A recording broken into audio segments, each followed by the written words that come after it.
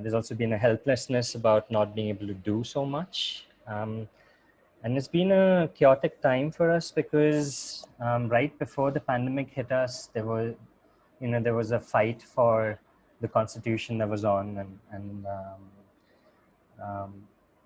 we had a lot of protests happening all over the country against, what the current fascist government is trying to do by bringing in these new laws, which, talk about citizenship being given to everyone except one community, and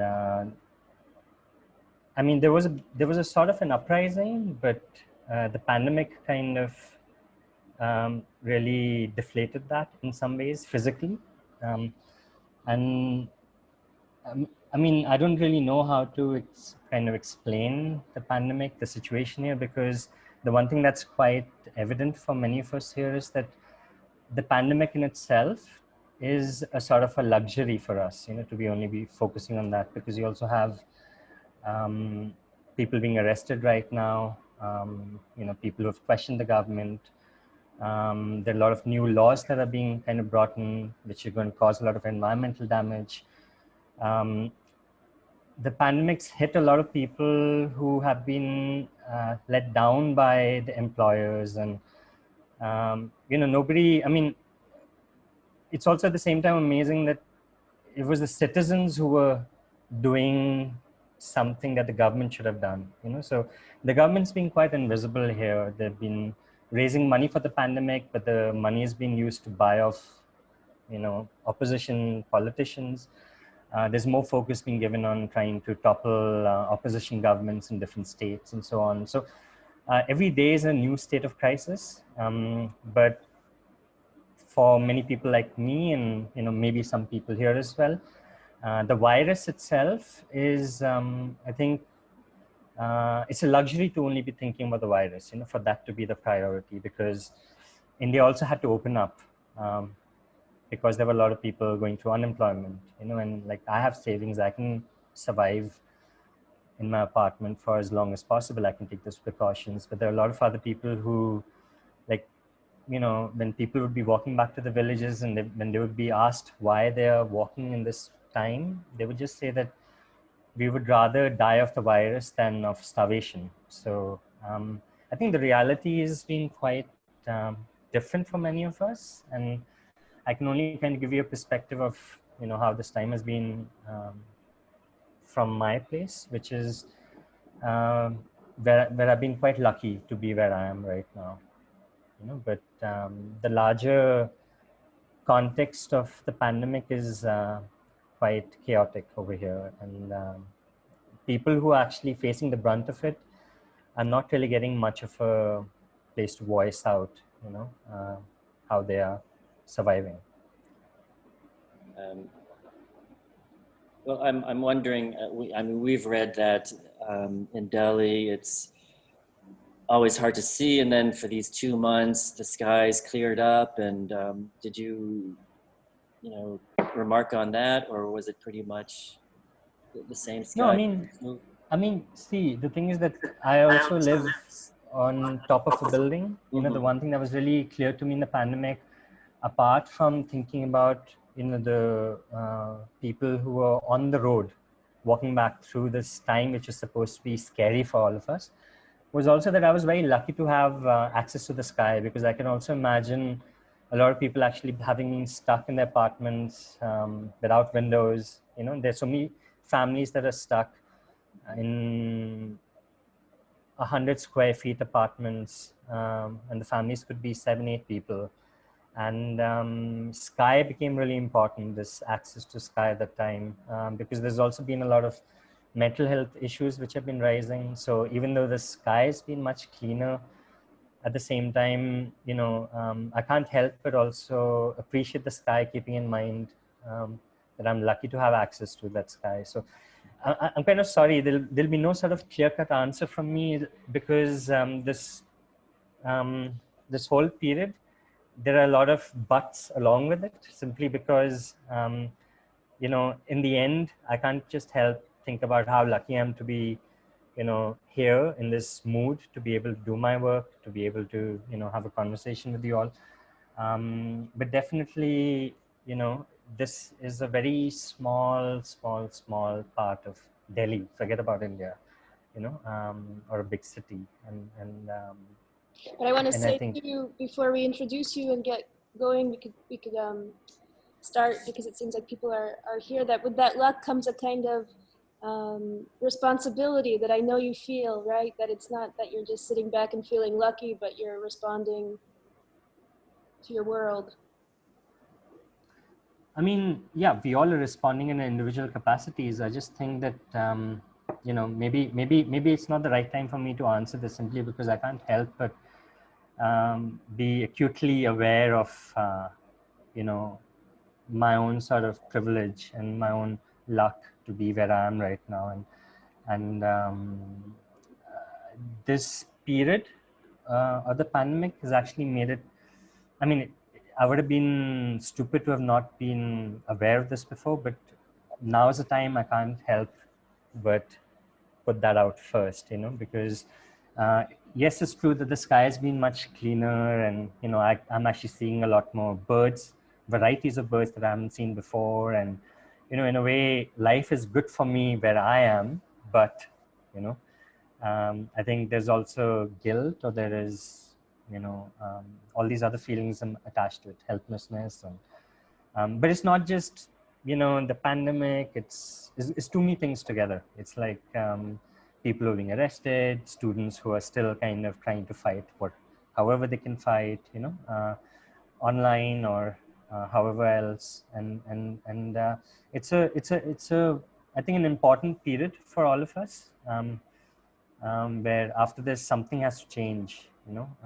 hopefully for the better. I mean, what is scary is that it might change for the worse, but in a way, I think it's important to hold on to that hope of it kind of getting better from here on somehow. Well, I'll just introduce you briefly, and then we can look at images, but I think you just, in that response to that question, answered what I would have introduced you as, that we're all here to see Sohrab in this very strange global moment. And, we feel very lucky to be able to have you here and to have people join us from so many time zones, so many different countries. And, your work had an immediate effect on me, and I know Mark feels the same. It seems that you have or I would address everybody. Sohrab, in my mind, has an incredible capacity to insensitivity for an understanding of things that are close and far, as demonstrated by his saving of these kittens on the roof at the very moment, and as well as reflections on larger societal issues. So I think we're going to get a taste of all of those ingredients. And thank you for being here, and for everybody that's joining in. So now you're going to share your screen, or? Yeah, I'll share my screen. Thanks for having me here, and also thanks to everyone for being here. I mean, I think I saw Katrin Koning, and thanks, Katrin, for staying awake. It must be like 1 a.m. or something in Australia. Thank you for that. I'll buy you an ice cream when I meet you next, because I'm cheap. Okay, so I'm going to make a lot of bad jokes, and at the same time, I'm going to is it working, my screen? Yeah. Okay, so I was asked to actually do an artist talk. I kind of felt that instead of actually just showing my work, I wanted to actually take whoever's here with me on a journey. From where I started and to where I'm right now, and not really focus so much on the works, but more on focus more on what's invisible, what's behind the journey. So I don't know how I created that line. This is a new laptop, so I'm sorry about that. But my journey began when my mom had fallen sick. This is in 2001, and in the beginning, my father had given me a camera, and I'd gone with a photographer to the mountains in India to make these beautiful sunset, sunrise photos. By beautiful, I mean at that time for me, waking up in the morning at 5 o'clock and photographing, um, the mountains, the clear sky there, the landscape, the colors. Those things were quite beautiful for me. And this was right after my mom had been diagnosed with illness. And it was, I really didn't know whether I wanted to go on this trip or not, but my father sort of packed me off with this professional photographer at the time. And when I got back from that trip after about 2 weeks, when I went to collect my rolls of film from a lab in Delhi, the person had taken me aside and he asked me if I was professional. And after a long time, for the first time, I felt good about something. So this was my beginning in photography because, I had been a uh, good student, and I was expected to do well in college, university, but all of that had actually got disrupted because of my mom's illness. She has schizophrenia, and at that time, at that age, when I was 18, 19, I ended up feeling that I'd lost everything. Because in India, somehow there's always been a lot of pressure on, kids to perform as far as studies is concerned. At least that was the case when I started. And after a long time, I found something that kind of made me feel good. So I wanted to kind of start with this image because this has been my usual beginning. I can't help but always go back to the point where I started from. But I'm not really, yeah, I don't know what.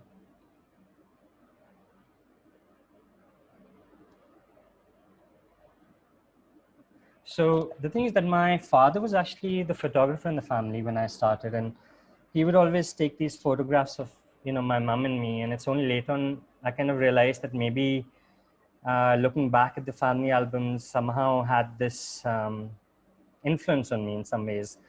And it also occurred to me much later, thanks to a curator in the US, Nathaniel Stein, when he pointed out that actually it seemed like it wasn't my mother, but my father who had actually introduced me to photography. Because for the first time, he'd given me a camera when I was 8 to 9 years old. And this is one of the images that I found much later in life. And somehow it didn't register with me that I'd already encountered photography, but, I wanted to kind of just put these few images out there as a sort of a mark for you all. And now I'll get to my work and the other things. So Life is Elsewhere was an autobiographical journal where I was actually trying to make sense of my relationship with, my mother and also the world outside. Because after many years of making photographs, which came more out of therapy, I realized that my way of looking at the world was very much affected by my, relationship with my mom, with my history with her, and I couldn't help but try and, make those connections. I've written a lot about the work, but I wanted to take you behind the scenes. This is a friend of mine, Monem Vasif, and to the right there is Kosuke Okahara. This was in 2007 at the Angkor Photo Festival workshops. This was also the time when I was trying to make sense of Life is Elsewhere. And when I was focusing a lot on just my mom, this was a time when I started to realize how my sort of larger ecosystem of friends and, people I was, I might have been in love with, and my mom, my family, it was all kind of coming together in a certain way. So at the same workshop, there was a friend of mine, Sean, who was my first roommate, and um, through my works, I wanted to also take you through to some other works that have influenced those works, and not so much in terms of the works themselves, but more in terms of the conversations I've had with people, and Sean's someone who's got this amazing capacity to photograph his family, and I remember he was already photographing his family at the time, and in the workshop he had taken on the role of this fictional person called Shauna, because he wanted to kind of live this other fictional life, which turned into a book. And later on, he went and did this work called Two Lives, where photography became a way for him to, make his parents touch each other. I remember Sean talking once about, how in Singapore there was so much of an emotional distance, and he kind of felt the same in his family, and photography became a game for him to,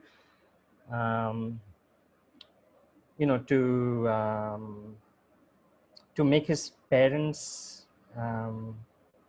touch. And somehow that really stayed with me, because it made me see that photography could have a far larger purpose than just showing something. It became a way to play a game. It became um,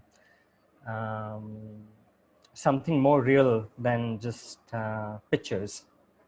It was also around the time in 2008 or so that I had started to write alongside my photographs, and at that time, I would always catch hold of my friends. Like this is a friend of mine, Sheila Zhao, who is also a very, very amazing photographer. And somehow a lot of I was trying to make photographs quite consciously as, to make work. And at the same time, I was making these other photographers, or looking at my own archive here, in a more sort of non-serious way. And I slowly started to realize that this is where I was finding something much more real, which was in photographs that were not really, where I wasn't thinking about an agenda as such. So it could have been friends of mine who, I was photographing just for that moment when I was going on holidays with them, and there were these moments that I just wanted to record for what they were and not for a larger purpose of work. Or when I was looking at, my own archive, and I just wanted to have fun. This idea of fun is what started to become quite clear to me, because when I was learning photography around 2000 and, around say 2007, 2008, I started to get quite conscious of the fact that photography had started to feel like a burden for me, where I had to kind of make this beautifully made image. Very often also a lot of, photographic history that I was introduced to actually came from the West for me. I'm quite grateful for it, because it was a very rich and vast history, but at the same time, it was later on I realized an incomplete one. And somehow photography had started to feel quite performative, where I was starting to recognize how I had to kind of make an image that had to look good in a particular way to say something. So, at the same time, parallelly, I was making these other photographs, which came far more spontaneously. And, this is something that started to pop out. The thing about Life is Elsewhere is that it's been a very important work for me, simply not for the work itself, but more for the questions that it kind of threw up for me. Where there was the question of honesty within my own work, where there was about, realizing that maybe the photographer in me there was too much of a photographer in me than the son photographing a mother. Maybe I started to realize that I I kind of started to recognize what kind of a photograph I needed to make to elicit a certain emotion. And Life is Elsewhere, I had intended for it to be this stream of conscious way of making a journal, an autobiographical journal. But then if I was getting so aware of what role the photograph is supposed to perform, was it at all a journal, a stream of consciousness journal? So, throughout all my works, there have been many of these existential crises, which keep popping up in terms of, is my work, is it honest? Does it make sense? Am I doing what I'm claiming to do? And it was for me very healthy to also be able to recognize this other part of photography that was fun, which was light, which was trying not to perform too much. It was what it was, and I could play with it in different ways. Around 2011, my friend Vasif, he invited me for the first time, to kind of teach a workshop in Bangladesh. And on the left, there is, I don't know if you can see my cursor, but this is Pratik, Sarkar Pratik. He's quite well known now. I hope you all know him. I hope as many of you know him. This is Russell Chaudhary. He's an amazing photographer. I'm not sure if he gets looked at enough. Vasif has always been a stud right from the beginning, from the time he was a kid and to now. This is Tushikur. He had made this amazing work on suicidal tendencies. And this is Tamim. I mean, actually, I've lost touch with Tamim, and I hope that, we can connect again. But, this was the first time I was actually asked to come and teach a workshop. And this whole thing of, I wouldn't really call it teaching anymore, because this whole thing of working with other photographers, working with especially younger photographers, not necessarily in age, but I would say, people who were still taking risks. I think it was a very important mark for me, because I kind of realized how important it was for me to be constantly in touch with newer voices, with people who were, I started to, again, this was a time period where I was still doing Life is Elsewhere. And at the same time, I was experiencing these new sort of ways of engaging with photography and also life, and realizing how, as a photographer, as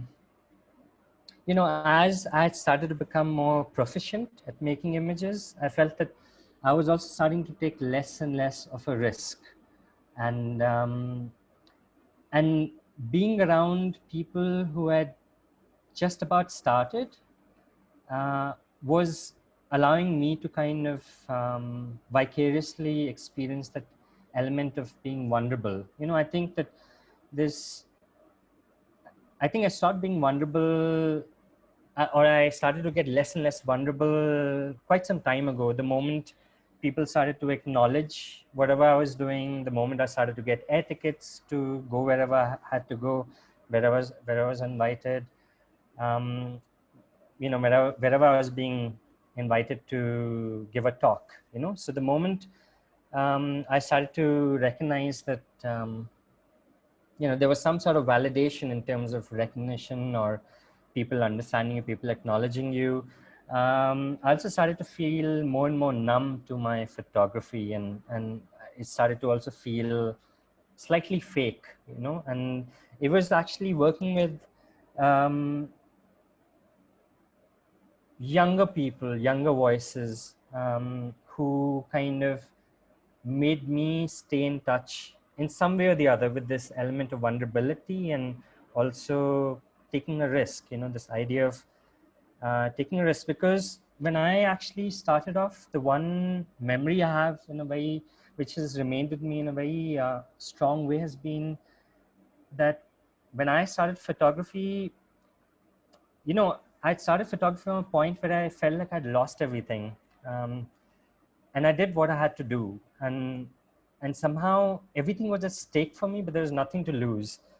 And little by little, I started to realize that I might still have had a lot at stake for me, but I also started to have more and more to lose, you know, and and working with younger photographers made me keep in touch with, you know, where I began from. Um, when I was also doing Life is Elsewhere around, I think, 2010 or so, you know, I got a strange phone call from my lab that was making my prints and scanning my work, just saying that, you know, is there any work that I can show of yours to a client that person just wants to see? And, you know, it was a very vague sort of a request, and I kind of just sent some work. You know, because I thought that maybe they wanted to kind of show the way they scan their works and so on and so forth. And after an hour or so, I got a message saying that, you know, please come to the lab and collect your box. There's a box lying for you. And I didn't pay that much attention to it. And I went the next day, and there was a box of 100 rolls of film with a note saying, just keep working. You know, and over the years, there would always be this box of 100 rolls of Tri-X. It was always Tri-X because the person had seen Life is Elsewhere, which is what I was doing. And little by little, I kind of, you know, every time I'd go to collect a box of films, I would also leave a book dummy to kind of also share what I was doing with the film. And secretly, I kind of like to believe, you know, again, a privileged English medium boarding school education that kicks in over here. You know, I would like to believe that I was the character Pip in Great Expectations, and this was my Magwitch, who was my secret benefactor. And you know, this whole thing of writing a note to that person, like my anonymous benefactor, was also, it was quite motivating for me at that time that someone had that trust and belief. And it turned out to be this photographer called Dayanita Singh, who wasn't just doing it with me, but was doing it with, you know, many other people, where she would leave 100 rolls of film with a lab and tell them to kind of give it to the younger photographers who would come and, you know, and have their rolls, films processed. And after some years, this is from 2018, she sent me a video of Life is Elsewhere that was installed in this festival in Goa called Serendipity Arts Festival, where, you know, the work was installed in its entirety. Because for me, by the end of it, it's not the photographs that are the work; it's the space. You know, it's the for me, the photographs is just the raw material, and I had made the book Life is Elsewhere by 2015, and beyond which I just could not, you know, think of slapping images onto a wall and making that a show. For me, the book was the final resolution. So all I could do was to kind of take one step back and to kind of splash onto the walls a sort of a book maquette, which could also kind of give space to accidents and mistakes, because all of these things are quite important to me, you know, which is why you'll see scratches on the wall, and you'll see a lot of screw ups even in the photographs. And because what I've realized is that, you know, when I look at the clothes I wear, when I look at my own personality, it's a kind of a imperfect personality of some sorts, and my clothes always are torn, they're holes somewhere or the other, and I'm quite happy with it. I'm quite comfortable with it. You know, half the times my slippers that I'm wearing, the flip-flops, they're broken, and this is my balance. And similarly, you know, this is what I also expect of my work. I've never been someone who's been able to make amazingly produced prints because I don't know, somehow, you know, the grain of the film and the, you know, how beautifully a print has been made, that doesn't matter so much for me. It's, I think, the mistakes and the accidents and the screw ups is the element of chance, which is something that I think has always been a beautiful romantic thought to me that I still hold on to. Towards, I think, by 2010, like I said, that I'd started to recognize the performity of my own images, and I'd also started to, have these things of questions of honesty, and I was a student at Anko Photo Festival in 2007. In 2008, I'd actually come back to teach at Anjali House, which is an NGO, but it was more like a creche at the time. And there would also be these photo workshops. There still are these photo workshops as part of the festival. And there are many other things happening throughout the year. There'll be filmmaking workshops, there'll be like design workshops. So the idea is to kind of, at that time, the idea was to give all the students who would come there from disadvantaged backgrounds, from around the villages that were around there, a sort of a treat to be part of the photo workshops, but which would basically be everyone. And I had been there a tutor from 2008 to I think 2009, and then after that, I was made the coordinator of the workshops. And this for me was again an inflection point. My whole journey is full of these inflection points, and this was again a beautiful one for me, because this was also a time when I'd stopped making photographs for about a year or two, because I tied myself up with these thoughts about my work not being honest enough. So there was no point of doing it, and I started to actually experience what these kids were doing, and I started to get more and more aware of how they were moving. This idea of movement became really important for me. How in the most carefree way they would, sometimes be upside down, they'd be on the ground, they would be hanging off a tree, they would be going close, they'd be stepping back, they'd be, physically, they were far more free than I was. And I started to realize how, as a photographer, I I was also getting more and more stiff in the way I was making photographs, because I had to make a well done photo, because I had to make well done material for my larger work. And working with kids really broke that for me. It was magic. I think I really treasure this idea of magic even now, because I think that we are not experiencing magic enough in our lives. We're not experiencing magic enough in our photography. And every year, during the festival, there's the Children's Day, which is actually the most special day, along with the day of the projection of the workshop works, where it's a day where their work is shown, and it still goes on, and it's still something that I treasure, and I kind of I think for me, again, this is it's what's keeping me alive in many ways, when I actually see work with me which is made with so much freedom. Looking at the work of kids also, I think what it made very clear for me was that in the end, photographs for me just a residue of how I might have been, how I might have experienced an encounter or a space, or the world that I was looking at. And I wasn't so much really trying to show the world, but more, for the camera became a way for me to maybe have the courage to step into the world and experience something that I might not have otherwise. And the photographs were just a residue. So by the time I was, working with kids, kids at Anjali House, I'd also kind of started to recognize that I was getting more and more distant from this idea of a photograph. And by this time, I'd also started to also sort of shift the way I was photographing home.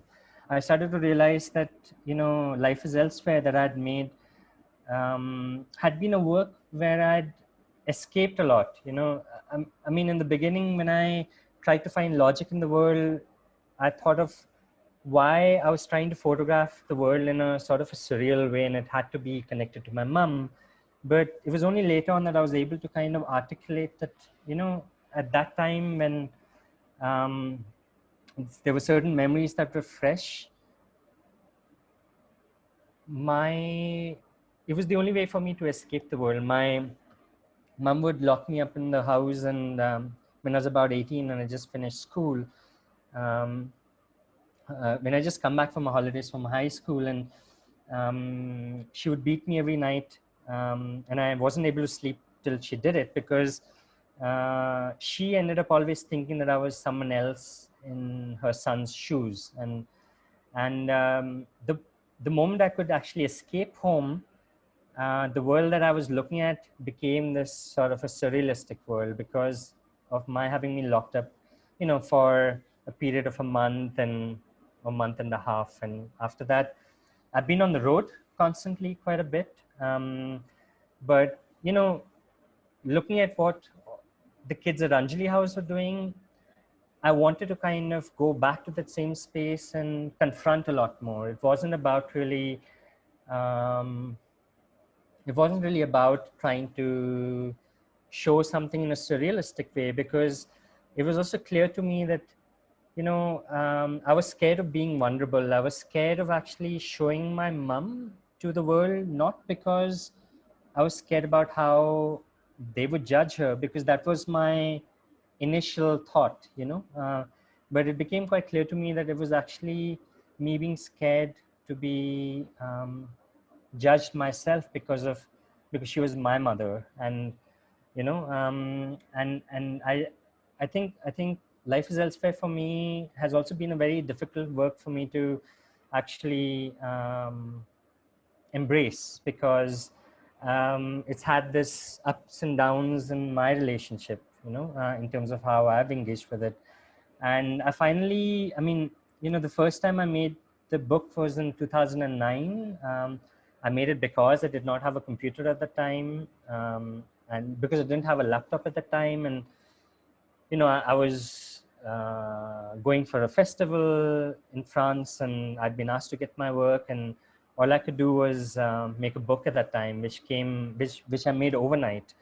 And it was also the first time I ended up writing a lot in the work about how much I hated my mom at the time, or what she had made me feel. But at the same time, I wrote about how it was a sort of a jigsaw puzzle, and that I kind of knew that my mom loved me. But it was also 2009 when I was scared that my mom was, she would flare up again. It would become a sort of a trigger to read what I was writing, and my mom would have another episode of some sorts. And she loved the book.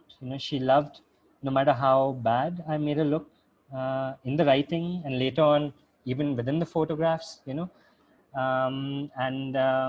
there's other work of mine that I haven't shown here, but it's all out there, where I'd also started, because I'd studied economics in the beginning. So a part of my journey was also into social documentary work, and then realizing that I wasn't comfortable, realizing the power equation between who was holding the camera, who was in front of the camera, and also realizing that the meaning of photograph is not just in the photograph that I took, but also what I did with it back home.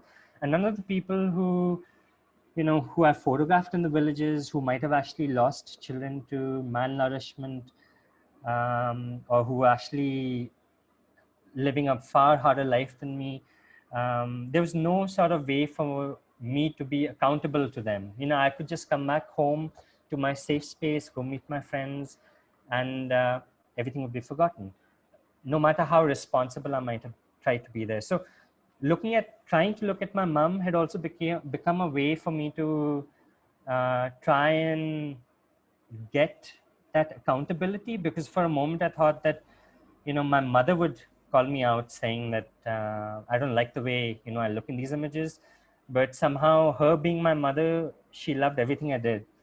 So Life is Elsewhere was all about these questions that came up, about trying to think of my position, and working with kids opened all of that up and made me realize how even that thought in itself was me trying to be protective in some way. So look, it's getting sunny outside. You know, is something that I did sort of, you know, beyond these questions of honesty, which was, you know, I had to kind of confront, and that was about it. And it was looking at the children's photographs that made me, you know, enter the home space again in a different way. Usually this is a very simple flowchart of how I work. It's actually, it would have many more arrows if I had the opportunity to explain, but usually, you know, like Life is Elsewhere started, a proposition for departure was like a sound piece, is there on my website. I'd actually, from Life is Elsewhere, I'd ended up making a film, which is today called Bittersweet, but at that time it was called Sweet Life, which is where I started to kind of structure the flow within the work. So the book, Look, It's Getting Sunny Outside, that I just showed, actually came out of the film. And you know, you had the Life is Elsewhere exhibition that I gave you a snippet of, and all of it together is the body Sweet Life. So there are many more other parts to it, but just to kind of simplify it, this is the way I usually work, which is why it's very often when someone asks me about one work, I have to kind of talk about, you know, my entire life history to kind of talk about that work, which is what I'm trying to do here. So please excuse me if it's, you know, if it sounds stupid. I mean, I'm also going to, because Irina and I had a very short discussion where she kind of was curious about, you know, how I would describe my process, about how I make books, about, you know, photography in India and so on and so forth. So I also thought that I wanted to actually talk about many of these things because they're very much part of my journey and very much part of my work, even though these are the parts that don't get thrown out.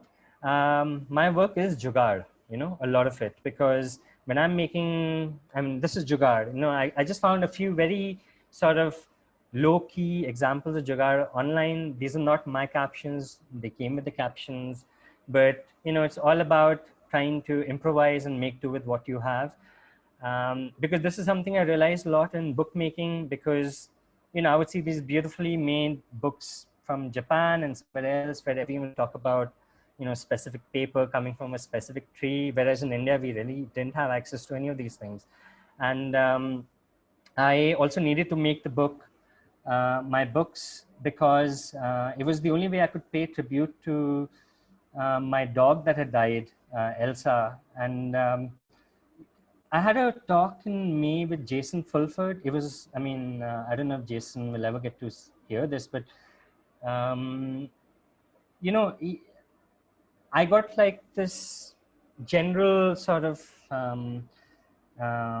note on what the talk was going to be about, and it talked about bookmaking and so on. And actually, the talk became about something else. But I started to collect all this material about, you know, my book process, and just to also show the audience what actually goes on here, because there are a lot of other younger Indian photographers who are self-publishing today, and I think I would want, and not just in India, actually the larger region, because I think a lot of people are trying to make things with very limited material, and I hope that it also gives you a sense on what all of them are doing, and I hope that there's a way to also support them and also to kind of look into them. But, you know, in thinking about what to kind of talk to Jason about, I started questioning myself, why did I actually start self-publishing? And it was only recently that I realized that self-publishing was also, for me, it was a process of grieving, actually, because when Elsa had died, I was so busy trying to take care of her, and I was actually photographing whatever I could because that was the only thing I could do. But I also remember feeling quite emotionally blank inside at the time, and I was a bit scared that, you know, it would all spill out someday.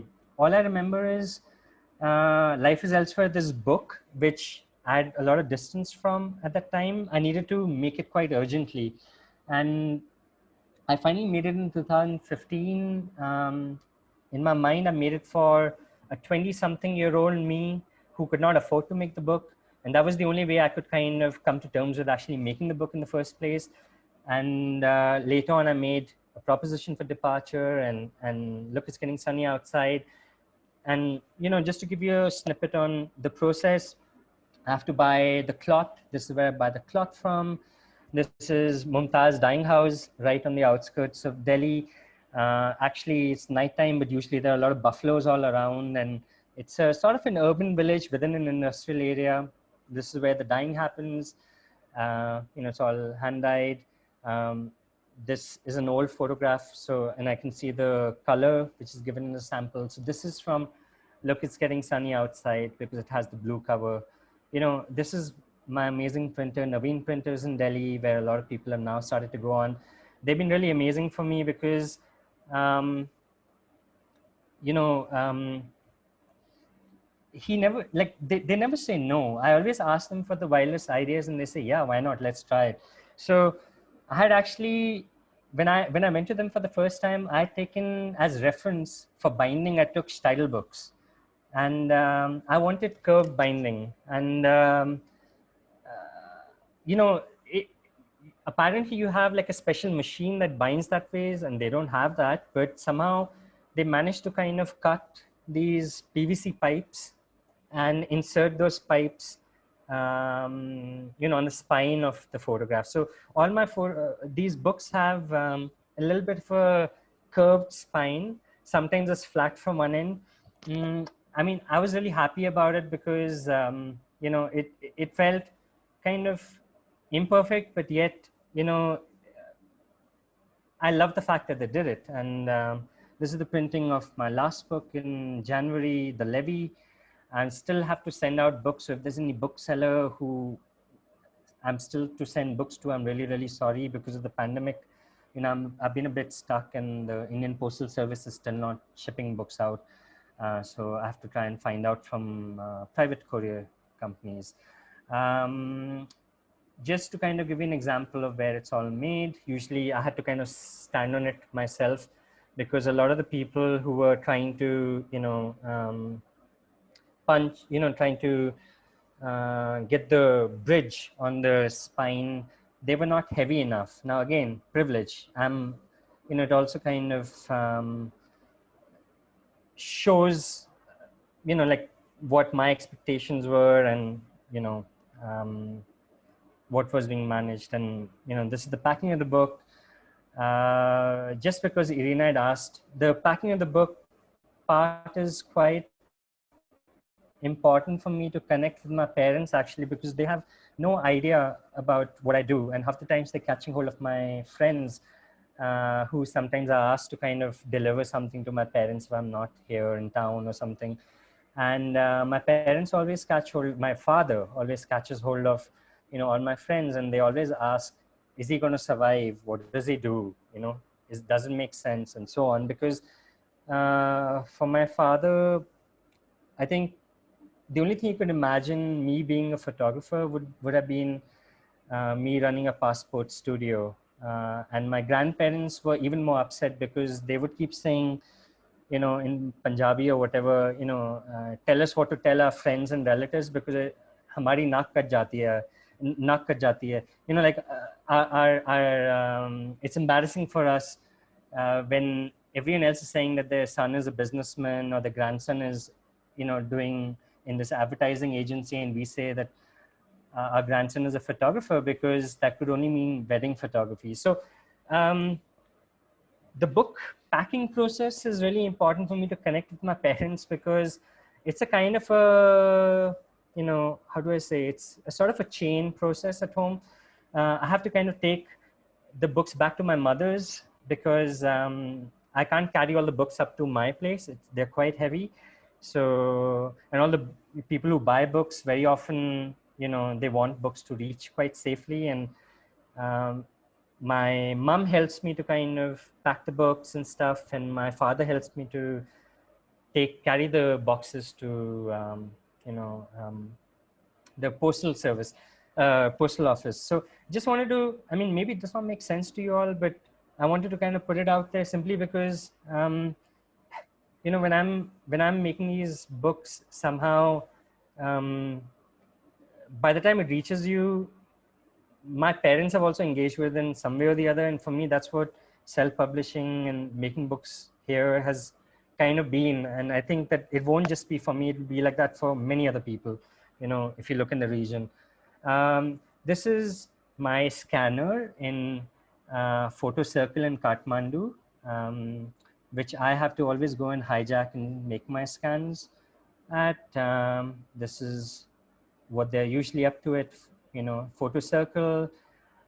Usually, I mean, I'm sorry, I've just got these photographs from the internet. So if anybody's listening in from Photo Circle, you have to really be careful of all the stuff that you're putting out there on Google, because all of this is available for me. And you have like Prasit, you have Bunu, you have Shikhar, you have Sagar. I actually don't recognize, people in the middle, but they all seem amazing, giving massages to each other. This is the reason why I get to scan my images at Photo Circle, because half the times they're either busy playing ping pong or doing workshops or doing just amazing things in the community, and I sneak in and I'm busy making my scans there. While I'm not there, they are actually working on Nepal Picture Library, which is an amazing collection where they're actually trying to work with all these archives made by photographers who actually we might not have ever gotten to see these archives. And many of these pictures are available for sale. So if you do kind of look at them, look up Nepal Picture Library, there are many ways to support them. They also open the archive up to researchers who also, not just make it about photographs being scanned and kept together, belonging to a photographer, but also try and find threads from within. So Dalit, A Quest for Dignity, I don't know if you all are aware of Dalit.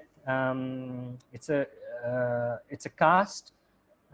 We have our own sort of sets of privileges in India. I mean, one of the most scary things I heard was being told.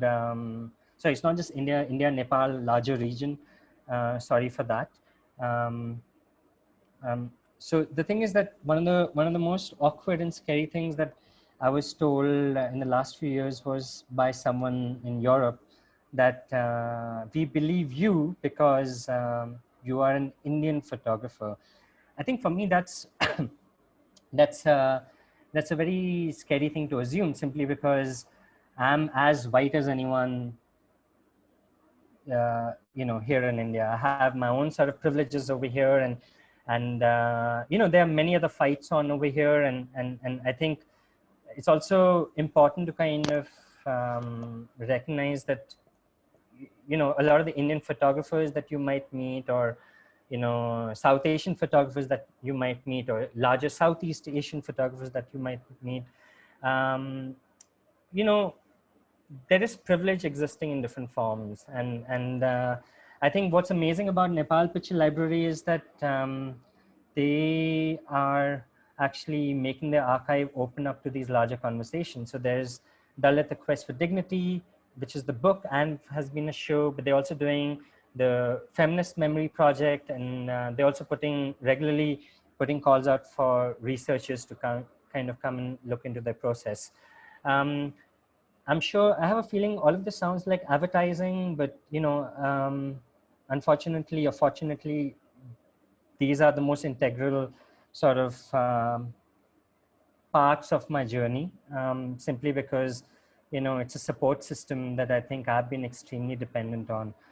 I did this book called Coast.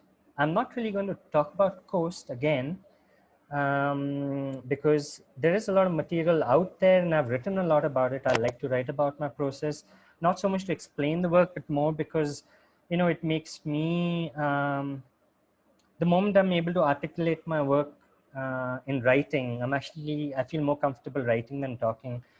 I think it makes my relationship with the work a lot clearer. I have to kind of always try and be aware of my position with my work. But to make the work the coast, or the film The Lost in the Bird, or the new film The Coast that I'm making. Of course, I've been very dependent on many people, whether it's Satish, whether it's Jai Singh, who I saw is here. So this is a shout out to Jai Singh, who's an amazing photographer himself. I have this Instagram handle called Ugly Dog Books. So if there's anybody here, there are many of these works by different photographers out there. It's not comprehensive in any way, but it can give you a starting point. Um, Sorry, I'm getting a bit distracted by all these lines that have been drawn, but it's nice to keep doodling. So the thing is that, whether it's Ajay, so I would have loved to have put out many of these people's works. There's also Senthil. I mean, I've been in moments where to make the work the coast, my flash would, I work a lot in borrowed cameras. So I might have borrowed a camera from Andrea Fernandez in Bombay when I was there, borrowed a flash. I mean, someone like Senthil Kumaran, who's this lovely photographer, working on man-animal conflict in Tamil Nadu. He would actually ride 200 kilometers on his motorbike to come and deliver flash, because I would ask him, hey, my flash has got spoiled. Do you know anybody in this local town who I can borrow it from? And he would somehow make sure that I would have it. And somehow I can't even express how indebted I am to, all of these people and many more who, at this moment I might not have named, even if it was Priya and Karthik, who might have visited me while I was working just to give me company so that I'm not alone. For me, like these, I think my work is built on all of these sort of relationships and ecosystems, and this is what I wanted to kind of use this talk to kind of throw up. Satish is someone who's from Kanchipuram, living in Chennai, which is a metropolitan city. Town boy for him is just, he's kind of talking about perspectives of him coming from a place like Kanchipuram and trying to discover life. For me, Satish has always been a really special person, because even when he was in Angkor for a workshop, he wasn't with me, but he was with my friend Koske.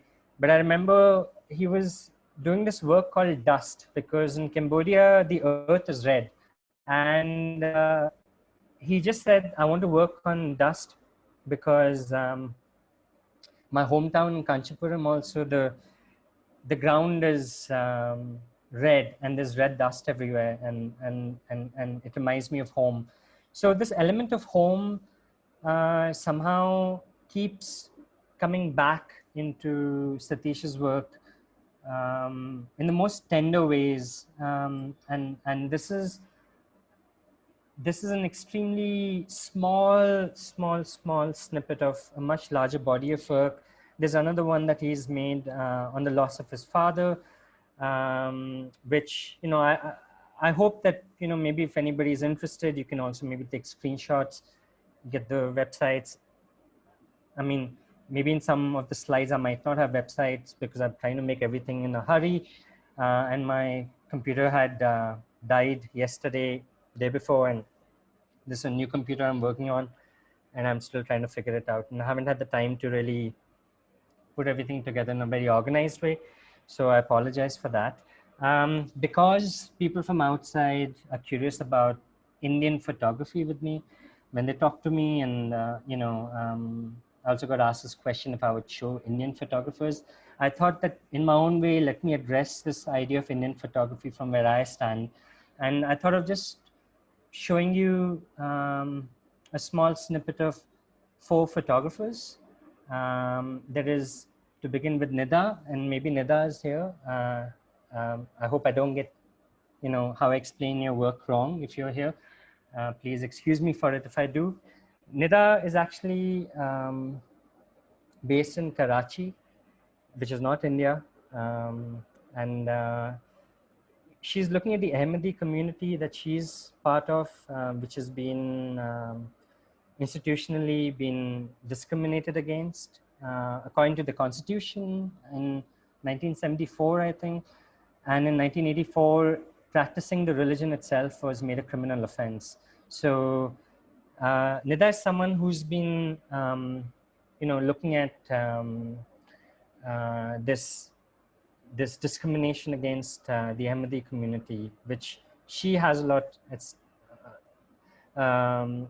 She has a lot of stake in the work because she's part of the community herself.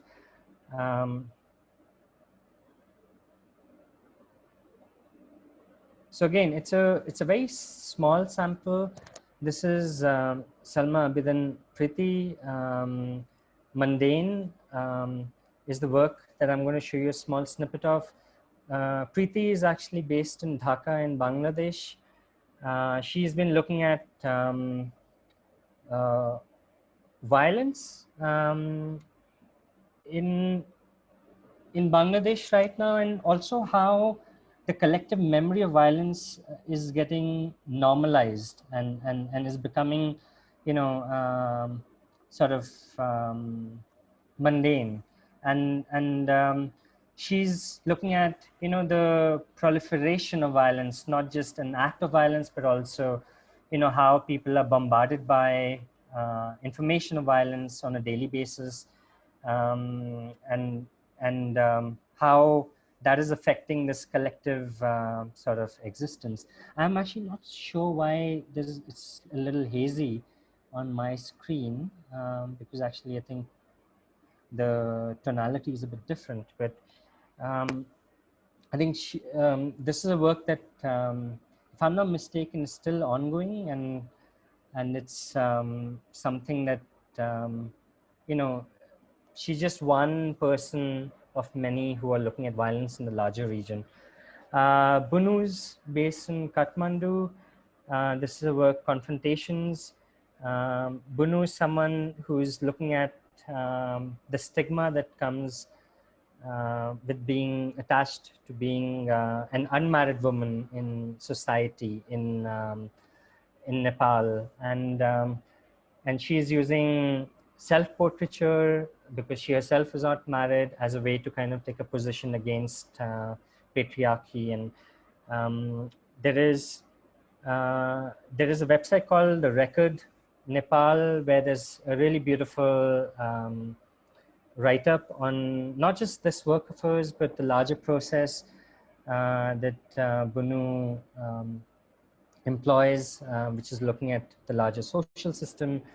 What's also amazing about, I think, for me, about, people like Bunu, also people like Nantara of Nepal Picture Library and Photo Kathmandu, is that, there's always something beyond just the work. So I remember in 2018 at Photo Kathmandu, while there was a curriculum being devised around another work, there were also programming around this work where Bunu wanted to invite Bunu wanted to invite adolescent kids with their parents to talk about menstruation and periods and all those things that might be difficult to talk about at home, and she's using her work to kind of start these discussions. Ashwarya is from Chennai, but actually she's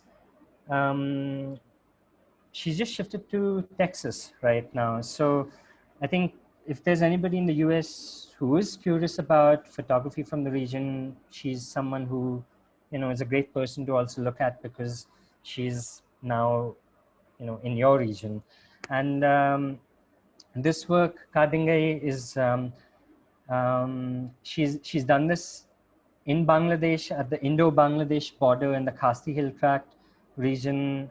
She's looking at a community that is going through a lot of environmental damage, and she's looking at it from the perspective of a child's quest to seek out a mythical creature who would bring back balance in nature. So Aishwarya is always, you know, she very often works with communities and also stories from within the communities, and she's always trying to kind of find these different entry points into whether it's folk tales or you know, other sort of narratives that exist in the region, to also connect it to you know, something being lost, whether it's environment or whether it's a tradition, but which is always you know, even the work that she done in Cambodia, she was trying to find a different way to kind of enter, not different, I would say that's too generic, but I would say she was always looking for local stories, local ways of seeing, to kind of talk about the issues within the region rather than actually parachuting into a place like many of us, including me.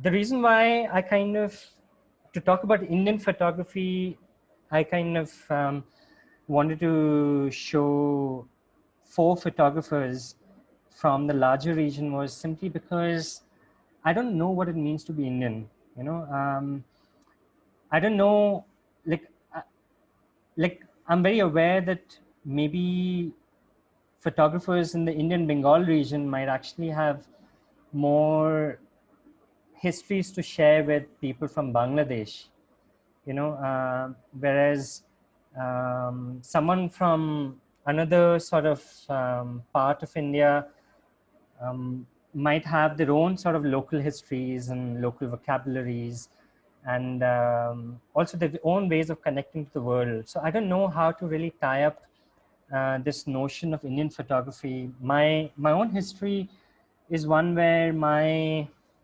father's side, my grandparents from my father's side, they all migrated to India after partition from Lahore in Pakistan.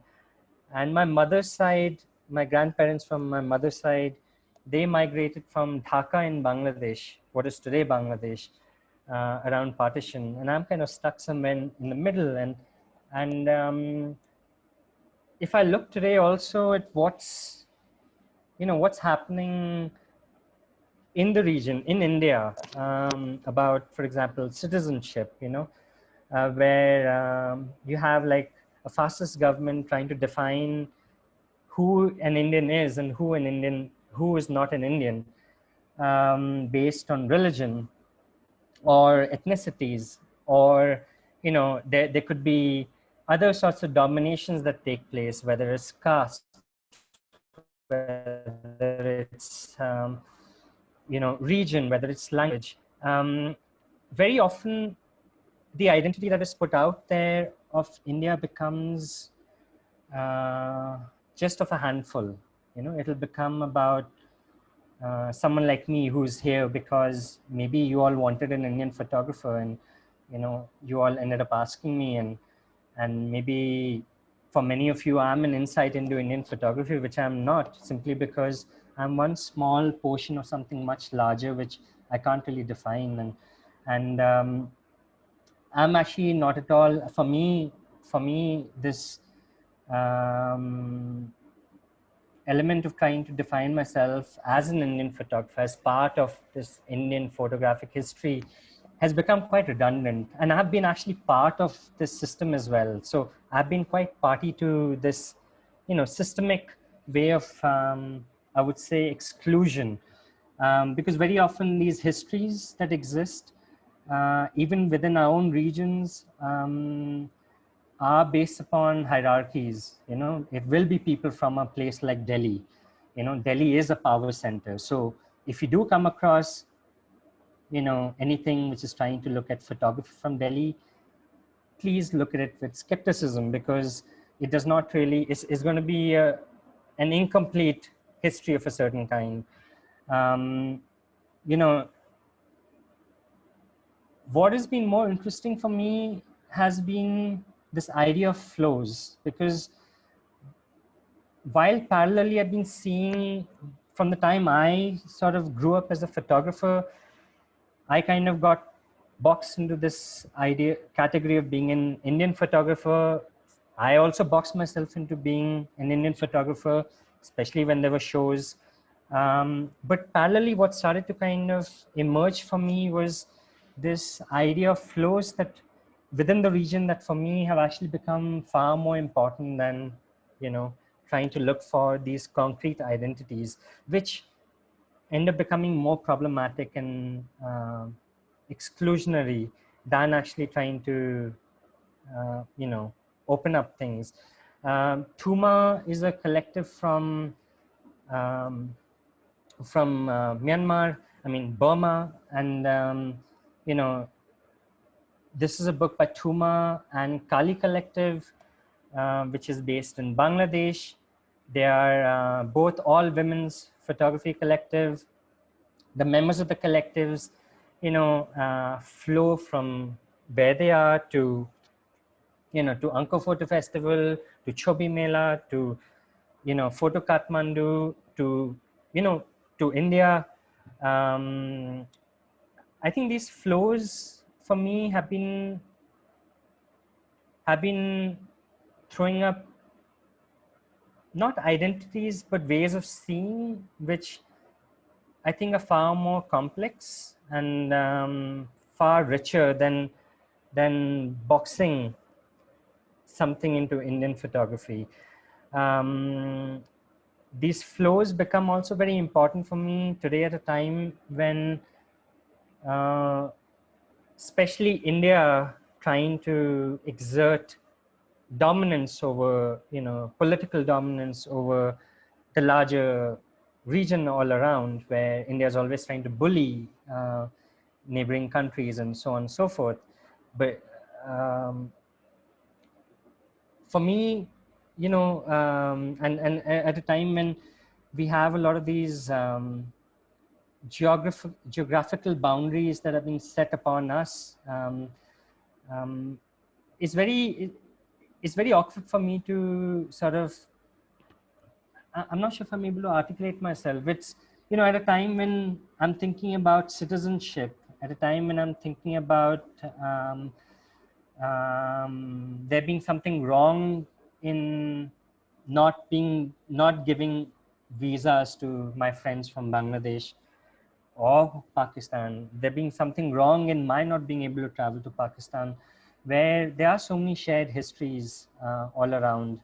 Um, I find it very awkward to suddenly take one position politically and then kind of think of an identity as, being this concrete Indian photography. I actually think that at the moment, the most important place, if I could actually pinpoint a place, if at all, would be for Indian photography would be Kathmandu, simply because Kathmandu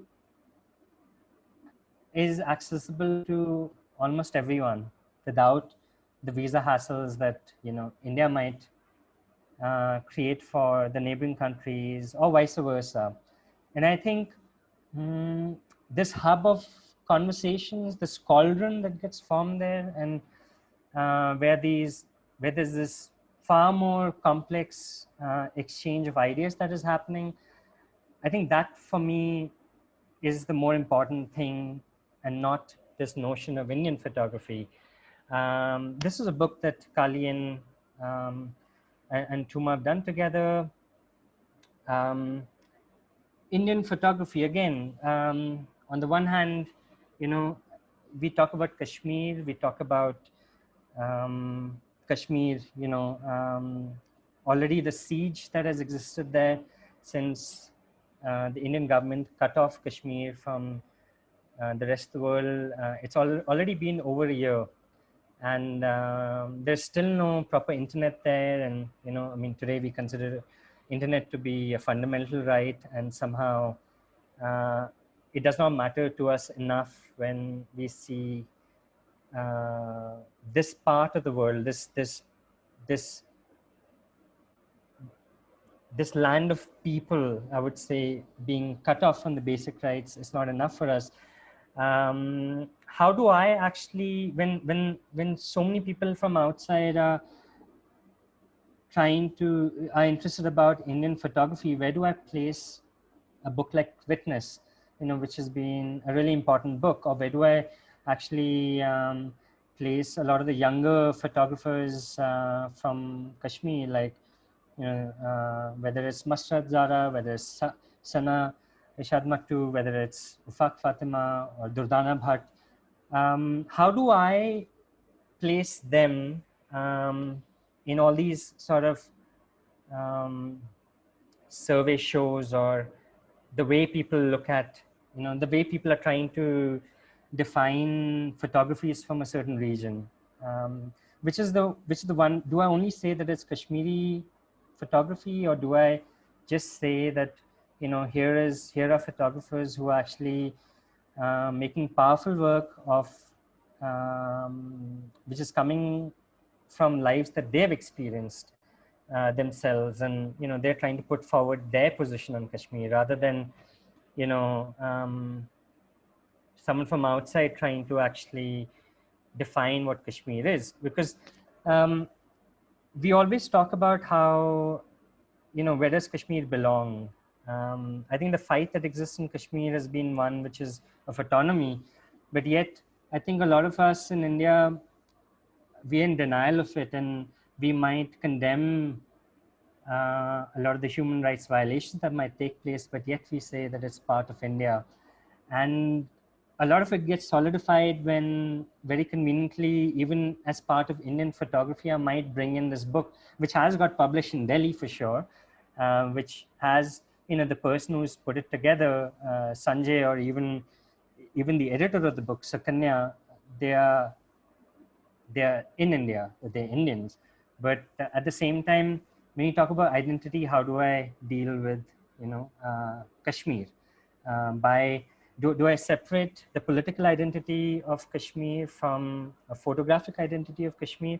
So for me, I'm not here to really say what Indian photography is. I'm here to basically say what Indian photography is not. And actually, it's not many things. And at the same time, it's too many things to kind of define in one sort of place, and to condense it all. I'm actually going to I might have taken a lot of your time. I'll end with my work Snow, simply because, I felt like it'll be important for me to also show one portion of my work. And because, I was kind of looking at Witness, I thought that I would bring in my work Snow, where I'm actually using the passage of the season of winter, which exists in 3 stages, to kind of look at the melting of snow as winter leads to spring, and the onset of summer, as a way to kind of look at my own denial of identity, of Kashmir. In a way, it is in Kashmir that, in my own conversations, that that it was actually only when I listened, I kind of realized that I was Indian, they were Kashmiri. And I've never been someone who's been interested in this idea of taking on some sort of nationality. And, I mean, here, right before this, I'm also trying to move away from this idea of Indian photography and trying to kind of root it in some sort of identity which belongs to this idea of a nation, especially at a time of hyper nationalism. It's only in this work that I feel like it's important for me to take on the identity of being an Indian, because that's the only way for me to kind of acknowledge the position of being an outsider. And as the snow sort of melts, I kind of start to get hints of a certain reality that I've been in denial of. So a lot of the photographs, whether it's these photographs which keep going back to the eye, they will be referring to 2016, where the government forces used pellet guns and they blinded a lot of people because there was an uprising, because there was a local militant commander who was looked at as a hero, who was a freedom fighter, who was executed in an extrajudicial manner. There was an uprising, and as a result, the Indian government, in trying to be kind, they blinded people, many of them being kids. So a lot of my images will be looking at metaphors. They'll be looking at, stories that my friends, Sajad, and, some of the other friends that who have told me about their experiences when they were growing up, whether it's, you know, this the search operations that would be held, where all the men would be taken outside, women would be separated, and a lot of the beddings in the homes might have been checked to see if there was an extra bedding in the house um, which was still warm, because that might have meant that someone who was unaccounted for had stayed in that house. Or it could be, maybe at the lockdown, which is held by the people, not by the government, a strike, not a lockdown, more of a strike called by the people. Or it is, my friends at one moment telling me that यहाँ पे खून की दरिया बहती थी, rivers of blood used to flow here. And this is a photograph from Bakr Eid, a festival where you do have sacrifices of animals that are being made, but they would always talk about sacrifices more in the context of the freedom struggle there. But for me, for a moment, it always seemed like a very beautiful poetic metaphor, till it hit me that this was a very stark reality, a memory of a reality that they had grown up with, where the rivers would literally be full of blood. They would always kind of associate it with sacrifice of a different kind. And so this work for me is more about listening, because I don't think we are listening enough. I think Kashmir is a place for us in India where I think all of us have an opinion on Kashmir, and somehow I think non-Kashmiris have more of an opinion on Kashmir, including myself in some ways, by showing this work. But it's more about my own denial, and I mean, in a way, this work is also connected to the coast, because in both works, in a way, I'm referring to the idea of a mask. In the coast, I'm referring to the mask that I see society wearing on its face, and those masks giving the space for people to commit acts of violence, giving that legitimacy. And even in 2014, before the general elections, you had this whole sea of Modi masks, Narendra Modi, the Prime Minister of India. And in a way, for me, that became a trigger, because it's been in the last 5-6 years that I've seen a lot of masks, even of people around me, coming off, where the more sort of right-wing, ultra-nationalistic this region is getting, the more a lot of people also finding it ease saying things what they might not have said otherwise. So the coast is a lot to do with that, about creating narratives and manipulating narratives, but using the element of the mask for that. Because even in the story, The Coast, there is the idiot photographer that is me, because I'm also very often wearing a mask of being a photographer, and how I'm also kind of manipulating the context around which I'm trying to place my work, because that changes the meaning, how I'm getting more and more aware of this larger system of narrative building. And at the same time, in this work, I'm looking at the mask being on my own face, because in the end, as woke or as aware as I might have thought I was when I went to Kashmir for the first time, which was on holiday actually, I have to say it was like, as much as I would condemn the human rights atrocities and so on over there, it was still, you know, a bit unsettling to suddenly be told that I was Indian and they were Kashmiri. Not necessarily because I didn't agree with it, but simply because for the first time, someone was making me aware of it in a sharp, clear way, you know. And it made me also go back to my childhood, where a lot of my, as a child, a lot of what, how I perceived Kashmir through all the news that was given to us, you know, whether it was foreign tourists being abducted, or it was about this word called terrorism that got thrown out with Kashmir. You know, Kashmiri Pandits being killed and so on. Um, and there was the Kargil war, there was always Pakistan being thrown in.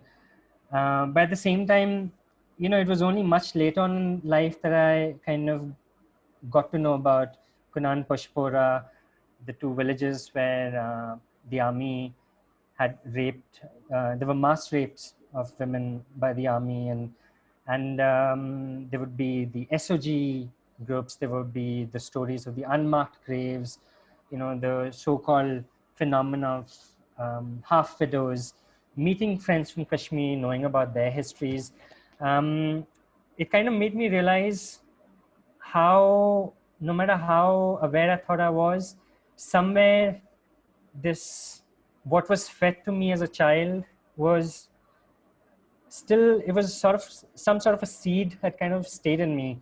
And you know, in a way, this this work for me is more me just being able to listen, acknowledge these other stories that are coming from the region, which, you know, had not been, which I had not really, I mean, I had to proactively go out and get these stories. And you know, unfortunately, it's about a perception that's created of a land more by you know, the larger narratives, and not so much, you know, the idea of truth. I mean, I'm going to end here. I'm sorry if I've taken too much time of yours. I don't know if I was articulate enough, because very often I'm tying myself up in knots even while speaking. And I've actually not only, there were so many things being said in the chat, which I've Yeah. actually, But Sohrab, no, you've been very generous. We just, you know, it's an hour and a half now. So if you're able, we could move into questions, or do you, anybody, we don't want to cut you off. Are you done with your sharing your screen? no, that's done. What's that? Sohrab, is it okay if I show the Anjali House website for one moment? Yeah, I mean, we can put on the Anjali House website, and if anyone has questions, if you have questions, just feel free to ask. I'm okay to speak. I mean, I'm sorry, I speak a lot. I didn't realize that. You have given us so much. I just wanted to share this website. Sohrab showed images that were made by children that he's been working with. This is their site, and there is an option to send money. And you know, this has been such a thoughtful and giving talk, and we saw the amazing images that were coming out of there. If anyone is able to send anything to help, you said that they were working on a kind of festival, or they were trying to prepare a. I mean, see, the festival is Anko Photo Festival, but usually, you know, Anjali can always do with help, because they buy ration for the kids and so on. But even if someone has old cameras that they want to donate, you know, I think the Anjali team and the Anko Photo Festival team are always happy to get even cameras, even if they're basic old digital cameras. Anything of help is always good. I mean, thanks for actually putting this up. Simply because, you know, that's how I wanted to also show that Anjali wasn't just about wasn't just about an NGO, but it's part of my larger journey and process. So maybe we could take a couple of minutes for questions. There were things written in the chat, but I think it might be better if someone can just unmute and talk. Somebody is sending a lot of questions that were hard to understand. But maybe one or two questions just so you can connect with people face to face if anybody wants to jump in. Yeah, people, if you want to show your screens now, if you have a question, if we see you on, like, I think if you let your video roll, then we will see you. And then if you raise your hand, we can certainly ask to unmute you, or maybe you can unmute yourself. Oh, Jeannie. Okay, Jeannie Sodny, we will begin. Go ahead. Unmute yourself. Am I audible? Yes. You're good. Yes. Where are Thank you? Are you? I'm from India, Gujarat. Okay. I have first of all, thank you so much for this session. It was really enlightening. And I have a question which talks more about the kind of dilemma this current situation is putting a photographer into. When a lot of photography work, like on social media or other platforms, they look more like last You week. can't really. It's very, Gina. I'm sorry. It's very. Yeah. Are you able to write the question in, and I will announce it? You could type it. Yeah. Can you type it in that way? Yeah, that can be done. I'll write a question. And then we'll address I'll write a question. Okay, thank you. Okay, thanks. Nikki, did All you have do you All want to say thank you. ask something, Nikki Green? Or did you No. you just reaching to scratch your head? Okay. Any? I think you guys can. Siam. Okay. Yeah. Hi, I'm Shayom. I'm an Indian photographer, but I live in Poland, in Warsaw. And I wanted to ask, thanks for the presentation, great. And I wanted to ask, can you speak a little bit about the way the images in Coast feel different from the work from in Kashmir? You talked about mask and connected in some way that these two projects, which I can make in my head some various connections between them, but I would like you to speak a bit about how the work from Kashmir feels to me a very kind of gentle in a way, even if there is violence in it, if you can speak about it. I mean, the thing is that the Coast, I needed it to be intrusive, violent, because, in the end, what I've realized is that the way I look at it is that there is always this, the history of photography, I feel, has inserted certain codes of expectations within these different, whether we want to call it style, language, whatever. And what I'm just doing is I'm using it for a larger objective. So for the Coast, I'm looking at this idea of manipulation, this idea of seduction, and I'm also looking at this whole problem of myself being the photographer who makes these images. So in the story you have, Madhu, the protagonist, and whose head has been stolen by an obsessive lover, and you also have the fortune teller who is exploiting her, and then you also have this idiot photographer who's going in and who's sort of wants to take photographs of this headless woman. There's something sensational about it, and the Coast was made to be sensational. In a way, it's a trap for the viewer, because I think the viewer is also the idiot photographer by actually partaking in that violence today. So when I look at a lot of the social media, which is where a lot of my sort of the language that I'm trying to use has been influenced by social media of a certain kind, which is where a lot of these meanings are being imputed, and there is this voyeurism that is coming about, and at the same time there is something quite uncontrollable there. you know, this space which we keep talking about, the photo space, I no longer think in terms of photography, but more in terms of images. And the image space for me is much larger than the photography space. Not only in terms of, you know, whether you want to bring in text, video, all of those things, but also if I would think in terms of 10 years ago, or even 15, 20 years ago, I think you might have had this colloquial photography, which might have been family albums, which might have been studio photography of a certain kind, which was always a sort of a bubble. And this so-called mainstream photography space was us, you know, and it was what was happening in this mainstream space that I feel would define the image culture of that time. Today, however, I feel that we have been swallowed by the larger sort of image space that is on social media and so on. So I'm actually looking at a certain kind of imagery from that space to kind of perform a certain thing.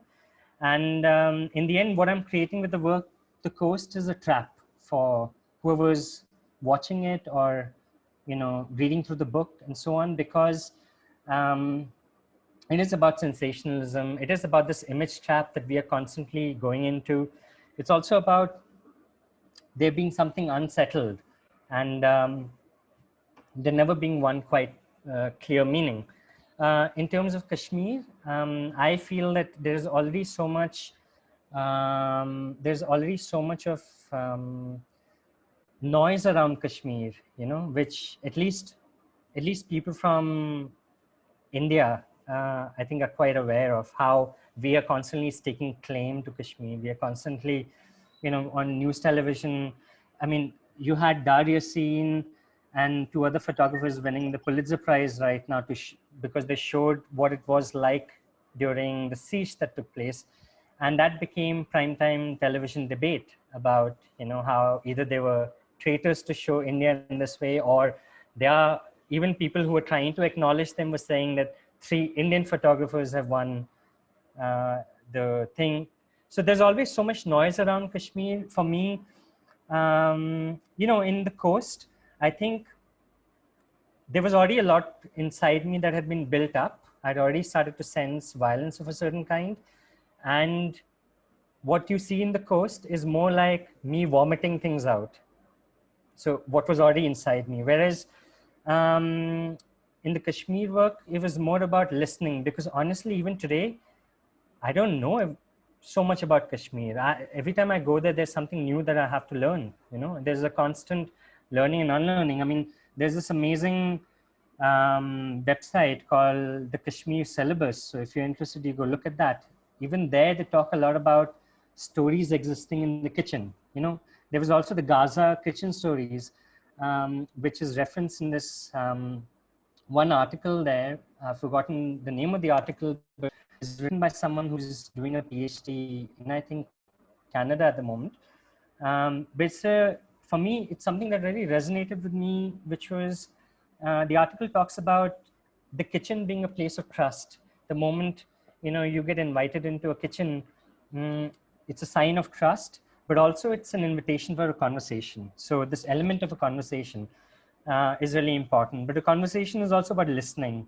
So what has always been happening with me every time I've been going back there has been that I've always imagined that I'm going back on a recce and not, you know, I don't know what my work is, but what keeps happening is that I come back with something I've learned which I'd not expected before, even photographically.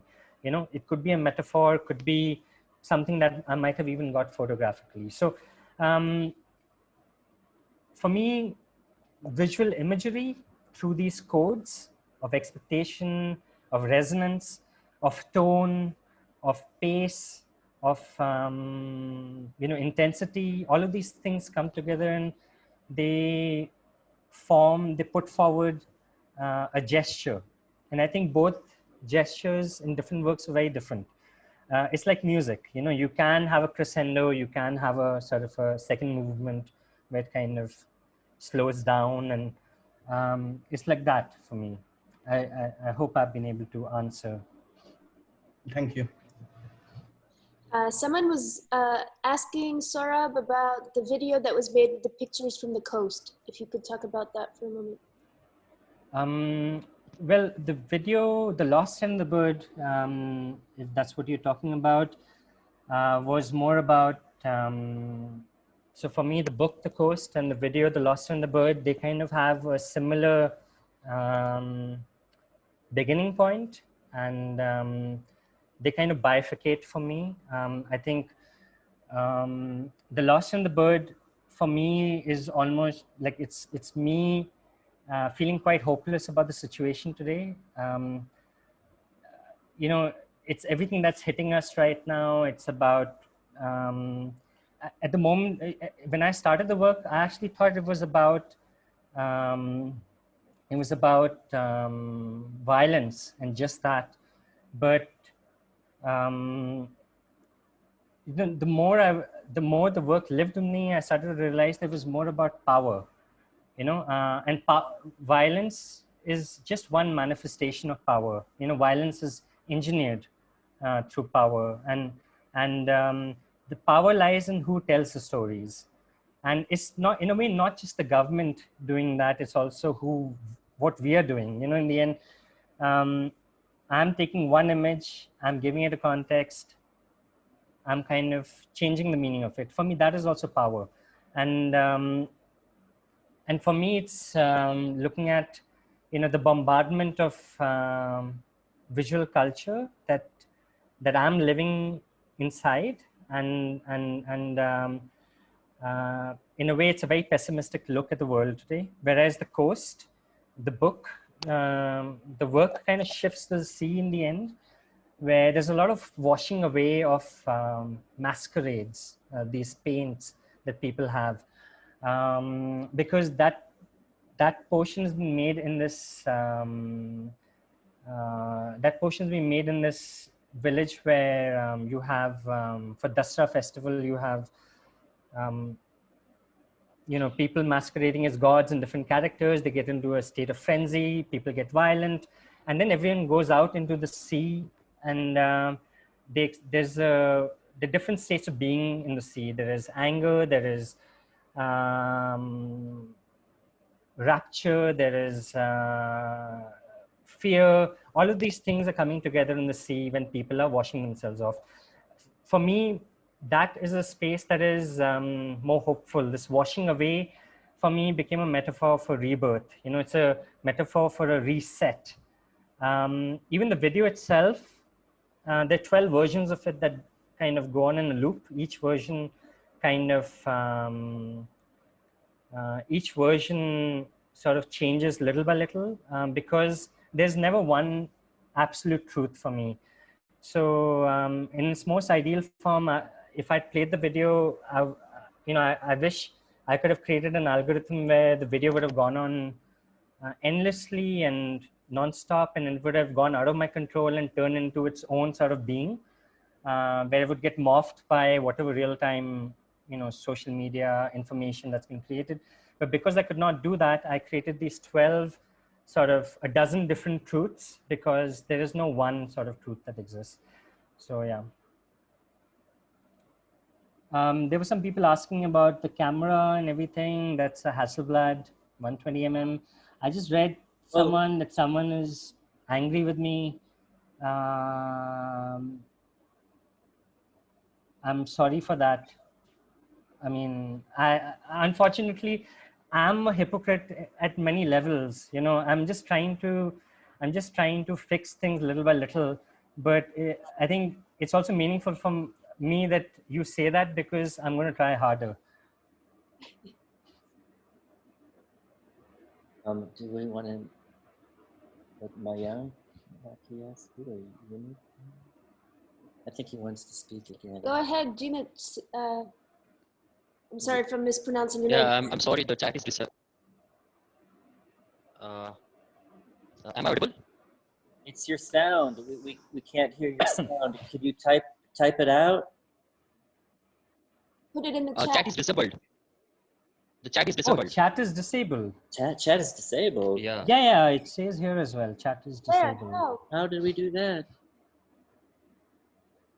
How? Sorry about that, Janet. Yeah, It's okay. Everyone. everyone. Try. Okay. I'm sorry. Sorry, people. Yeah. It's okay. It's okay. Not a problem. Maybe we can hear you. Now you can hear me? Just say what you have to, and if I can get something, I'll try and answer. Okay मुझे सिर्फ सोहराब मुझे ये इतना ही जानना है कि photography को monetise कैसे मटेरियलाइज कैसे करना, स्पेशली जब मेरा कोई बैकग्राउंड नहीं और मैं सिर्फ सेल्फ एक्सप्रेशन के लिए फोटोज लेता हूँ, and this is the only thing I know how to do. Like this is more like playing a music for me. So how to materialize it, especially when you don't have any contacts. So the thing is that what he asked was, photography is all he knows, and this is something that he cares about a lot. But how does one actually monetize it and find a more material outlet to it? It's actually a really relevant question, I think, more so today, because with this pandemic, it's going to hit photographers really hard. I really don't have an answer to your question, unfortunately. One of the reasons why I did join an agency was for them to do this for me, because I wasn't very good at it, myself, and for me, it's a practical sort of thing to do. But that also comes with its own sort of problems, and so in a way, there are compromises of different kinds. One thing, I don't know if it's the same in the US, maybe Irina and some of the other people here might be able to answer, but the one thing that, at least here in this part of the world, that we kind of started off being photographers was that we were always told what was good work and what was bad work. Sorry, what was respectable work and what was not respectable work. And very often, wedding photography and some of these other kinds of photography would be looked down upon. But in the end, I would say that you do what you have to do to be able to, either survive or. I also think that for me, it's a luxury to be able to do my personal work, because I don't have a family to look after. I don't have, certain responsibilities that many other people have. And yet everyone's getting judged on the same level, none of that is taken into context. And, but at the end of it, I also believe that it's about the long run. And I think that there are people who are also working little by little, making work, however they can, while trying to also survive. I think survival for me is the most important part of work making, which we don't really acknowledge. And it's very underrated, and especially here, in South Asia and so on, where we will always judge someone for being a wedding photographer. And I think in the end, everything's hard work, and what you do is what defines you in the end, or not. Thank you. Okay. Are there any other questions? You can raise your hand virtually, or we can try and gallery view. No? Somebody had a question, Sohrab, about how many years have you been questioning honesty in photography? Isn't honesty to have something at stake, and also about your intention with the work? I mean, I think honesty, the question of honesty, I think, existed in an honest form when it first came about. And little by little, I think parts of me might have found justifications. So even today, if I say that it still matters to me, I also feel like a part of me has also become practical. And so I feel like I also compromise a bit on that. And which is why, I wanted to show the works of Anjali House, which is why I wanted to show the works of, these other photographers who've been part of my life in some ways, because those are the ways for me to kind of tap into this question of honesty when tapping into honesty in my own self becomes difficult, you know. And I think um, I, I think when I started off, there was a naivety about things, but it was also a beautiful naivety that I let go of by becoming more cynical and practical. And at the same time, you know, it's also a strange, awkward relationship which I have within myself, with an older self, which is what makes me sort of, you know, it's my anchor of some ways, but then I need sort of these opening up of, so I call this talk growing like a tree because the idea of a tree has constantly come in my life. And I mean, I'm not going to go right to the beginning when I was born, but you know, I have a tendency to do that. But in the beginning, it was more about looking at different forms of photography, looking at, you know, images being not only photographs, still photographs, but being moving, text, you know, sculpture, architecture. The more I was stepping back, I was seeing this tree of my sort of work process. And, you know, beyond a point, I kind of stepped out of the tree becoming just my own work process. I think the tree became this talk, this, you know, this thing of looking at myself as a very small part of a much bigger world. But it wasn't that I had really become smaller as such. I might have been still growing, but my playing field had become much bigger. But my playing field included, you know, my playing field only grew because of these other parts that I showed and much more that I haven't shown. And I think for me, the tree, like, I don't know if Priyadarshini and Karthik are here, they're from Chennai. And I remember some years ago, they're taking me to the Theosophical Society of India, which is in Chennai. It's this beautiful secret place where they both had got married. And I remember I'd seen this huge banyan tree, and it was apparently next to a house where maybe Rabindranath Tagore used to stay. Maybe I'm wrong. Maybe there was someone who used to come and stay there. And, you know, I was awed by that. And they were just laughing at me. Then we walked a bit further and I saw this amazing forest of trees. And I was totally awed because there was these massive trees. Then they told me that actually used to be one tree. And the trunk of it had dried. And, you know, the aerial branches had become trees on their own. So in a way, for me, I think looking back at my own sort of work process is more like that moment where I realized that, wow, this forest is just one tree, you know? So I don't know, again, if that makes sense, but. It makes great sense.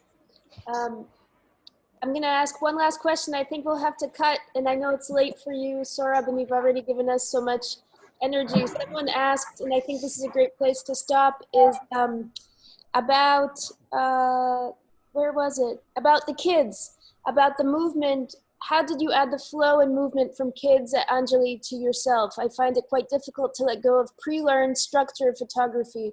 Any suggestions? So you did talk about how magic and how they move and how they relate to what we're looking at, but how do you absorb that in a natural way? It's I don't know, it's just many things. It's you know, I think it's a lot of playing with your own mind. It's also, I mean, basic things like at that time I started carrying a small camera like the kids were carrying, simply because I realized that half the times when you're carrying a certain kind of camera, I mean, we always like to diss the idea of what camera do you use, but very often, you know, what you hold, it sort of influences the way you move, the way you stand, the way you are, your presence in a place, and so on. So the small camera helped me to not take things too seriously, but sometimes when I'm working with people and there's a stiffness in people, sometimes I just ask the person to do jumping jacks before going in, making photos, because it sounds stupid, but sometimes a body and a mind are so intertwined, and we are so conscious of being photographers, but at the same time, our body's so conscious. And I think you have to figure out your own way of letting go. I mean, I don't really, again, I had to find out my own method of playing games with myself, and physically and sort of mentally, and you know, I'm sorry, but this is something which has to be your journey. It's just something I'm putting out there in terms of, in the end, I would just say that I think all of us have taken to photography because, it was magic to us at some point. It was something that we lived, lived, ate, drank, slept photography. We did sort of want to aspire to do things. Unfortunately, as we started to grow up as photographers, because of the larger system, which is always unkind and not just, and because of our own sort of, disappointments of different kinds, uh, I think it becomes something else. And what has helped me is to also try and remind myself why I started photography. And from time to time, and somehow that helps in showing the way. I think it's a beautiful thought to end at the beginning, to come full circle like that and to tap into the start of things. And I think, we can all show our appreciation and think of the Anjali House. And, this is absolutely free programming. That's why we're here to do it. But, if we can send a little bit over there, I think it would be really meaningful as a way to say thank you to Sohrab. No, thank you for that. I mean, any kind of support is great for the kids. And for Prasanjit, again, just write to me on Instagram and let's talk. I know there's so many more questions. Yeah, there are more questions, but I'm sorry. I think this is it. We could. A number of people are asking if they can. I think they're asking if they can contact you, but it's. I mean, please go ahead. I'm terrible at keeping in touch. Yeah. I will try and respond as much as I can. Don't hate me for it. But there's please, there's someone here that I'm looking at and my heart goes out to. So I think we'll just take one last question. Purnima. Purnima? Okay. Is that okay, Sohrab? Just one. Yeah. I'm happy to take as many questions as possible. Go ahead. Hi, can you hear me? Yeah. Yes. Hi, Sohrab. Hi. Okay, so I'm a film student, and for one of my classes, I worked on a documentary. So my question to you is, what does it mean for you to represent someone? And also, like a lot of times, sometimes you don't agree with what they're saying or what their ideologies are, and you're still representing them. And however much I want to be fair to them, I still have an opinion on it. So how do you kind of bring about that balance when you're representing someone? Yeah, it's a complicated, difficult balance. What has really helped me has been to ask myself if I can take responsibility for the work. Because I mean, this idea of representation for me is also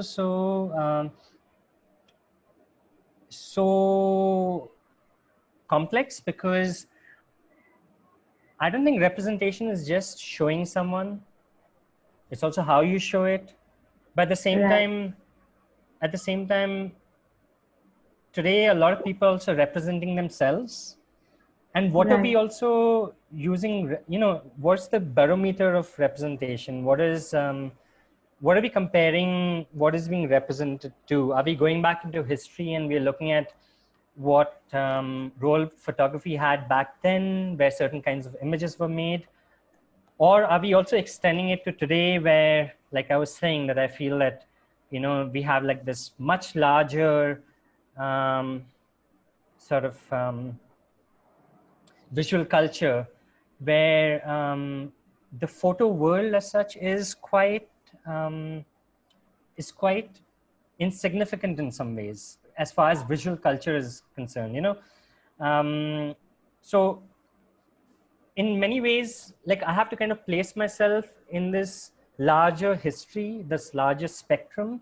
But in the end, I think I want to be able to take responsibility for my work, because the one thing I've realized early on was that I'm not sure if I believe in this idea of ethics the way ethics gets put out usually, because, you know, very often ethics is gets put out as a set of codes which gets defined by someone who's not me, someone who might be quite far from where I'm photographing. And very often those people who might have made those code of ethics might not have even been in those places. Like if you're doing these assignments for any NGO especially, or any corporate assignment who are working with people, they will make you sign this model release form, for example. And the moment you sign the model release form, it's also assumed that, you know, you've fulfilled a certain expectation, you've tick marked certain boxes, and somehow you're safe from being responsible to, you know, for your work, for whatever you photograph. And I find the way ethics is used, I mean, not in its original sense, but more in terms of how it's being used today, is am I able to take responsibility for it? Because, you know, the world is too complicated to have any one absolute truth. And if you're photographing a community, there's like every person in the community is also an individual different from one another, with a different opinion, with a different thought process. So how are you trying to, you know, cater to each and every sort of expectation within that community? So in the end, I think it's, again, falls back onto you. Are you able to stand by your work? You know, I also think the problem with photography historically and today, and I mean, even from, I mean, it seems even from Magnum, which is in the question, are we able to stand by our, you know, the work that we do? Because in the end, my sense of morality might be very different from yours. And if I have a sense of morality, it's not necessarily that I'm right, you're wrong. It's more about what's your logic, you know? So what you're asking is a very important question, but I think it might have many different answers to it. Thanks for answering. Thanks for asking. Okay, there's no polite way to do this, just to say thank you and everyone clap or wave. If you want to show your screen, you know, like if you want to just wave to Sohrab, if you go to, you know, the grid view, then you can see participants. We've got so many hemispheres going on here that this is really special. We had maybe over 200 people through the course of it, so I think it was a very nice turnout, and thank you. And Sohrab, read the comments, because there are a lot of you know, positive feedback that might be nice for you to read. And everything is recorded, so if anybody wants a link to this talk or any of the previous talks, email us. We don't post them publicly so that it doesn't get out of hand and it's a little more personal. So we're just info@thehumid.com. And thank you. This is really meaningful for us to do and to connect with everyone, and especially Sohrab. This was like a, you know, very historic moment. So no, and thanks for having me here. And, you know, going through the comments, I'm also seeing that people like Vincent, hi Vincent, and other people, whether they've also been putting these links, because there are people who know people who I'm talking about. So if you want to know more, I think, you know, email Vincent. Yeah, email Vincent. Thank you, Vincent. Yeah, thanks, Vincent. Yeah. Okay. But thanks for staying around. What time is it now? We're in New Delhi. It's 11:36. Okay. All right. Just in time for Monday. Well, good night, everybody, and okay. Thank you. Good night. Bye. Bye-bye.